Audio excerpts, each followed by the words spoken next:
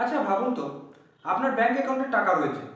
যখন আপনার প্রয়োজন পড়ছে আপনি ব্যাংকে গিয়ে টাকা তুলতে যাচ্ছেন, দেখছেন আপনি টাকা তুলতে পারছেন না। কেন? আপনার অ্যাকাউন্ট ফ্রিজ হয়ে গেছে বা ব্লক হয়ে গেছে। সেক্ষেত্রে আপনি কি করবেন? আপনার প্রচুর সমস্যা, যে কাজটা করার কথা টাকা পেলে সেটা আপনি করতে পারবেন না। এখনকার সাইবার প্রতারণার দিনে বা সাইবার জালিয়াতির দিনে এখনকার সময়ে প্রায় হাজার হাজার সাধারণ মানুষের ব্যাংক অ্যাকাউন্ট ফ্রিজ হয়ে যাচ্ছে বা ব্লক হয়ে যাচ্ছে। আজকের ভিডিওটি সম্পূর্ণ দেখুন, তাহলে বুঝতে পারবেন কেন আপনাদের অ্যাকাউন্টগুলি ব্লক বা ফ্রিজ হয়ে যায়, আপনাদের কি কি দোষ রয়েছে বা আপনাদের কি কি ফল্ট রয়েছে।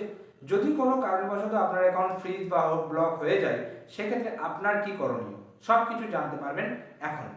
প্রথমেই আপনাকে বলতে চাইব যে কি কি কারণে আপনার যে অ্যাকাউন্ট রয়েছে সেই অ্যাকাউন্টটি ব্লক বা ফ্রিজ হয়ে যায়। এখন সব থেকে নাম্বার ওয়ান যে পয়েন্ট মানে একদম শীর্ষে রাখবো সেটা হচ্ছে সাইবার প্রতারণা বা সাইবার জালিয়াতি বা P2P ট্রানজ্যাকশন। সাইবার জালিয়াতি নাম শুনেই বুঝতে পারছেন, এটা হচ্ছে যে কোনো জালিয়াতির সিকিভাগ টাকা আপনার অ্যাকাউন্টে যদি ঢুকে যায়, সেক্ষেত্রে সাইবার ডিপার্টমেন্টে যারা রয়েছে আপনার অ্যাকাউন্ট ব্লক বা ফ্রিজ করে দেবে, আপনি কোনো ট্রানজ্যাকশন করতে পারবেন না। P2P ট্রানজ্যাকশন কি? P2P ট্রানজ্যাকশন হচ্ছে এমন, আপনাকে একটু উদাহরণ দিয়ে বোঝানোর চেষ্টা করি।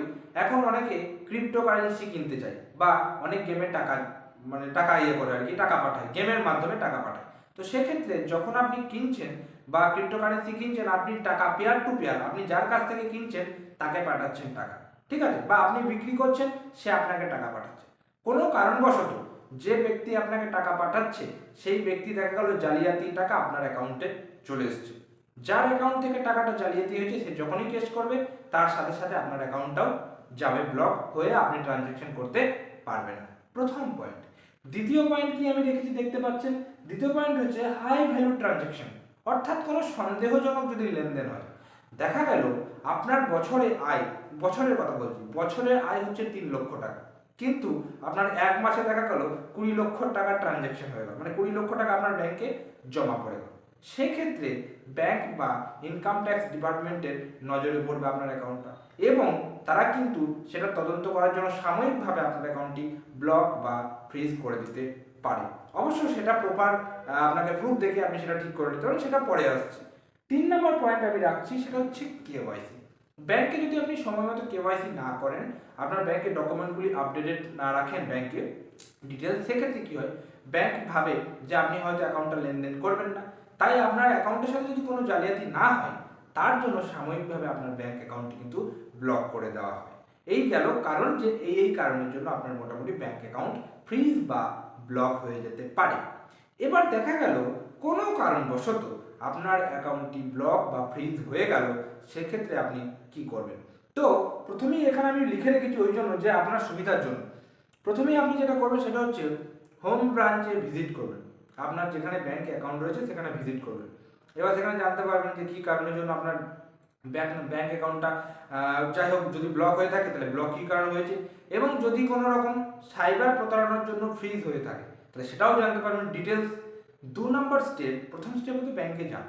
2 নম্বর স্টেপ হচ্ছে যে কারণেই হয়ে থাক না কেন, যদি মোট কথা হচ্ছে সাইবার প্রতারণার জন্য যদি ফ্রিজ হয়ে থাকে, সেক্ষেত্রে কোন থানা থেকে হয়েছে, কি কারণের জন্য হয়েছে, সেই ডিটেলস আপনি ব্যাংক থেকে সংগ্রহ করবেন যদি অ্যাকাউন্ট ফ্রিজ হয়ে থাকে সাইবার প্রতারণার কারণ।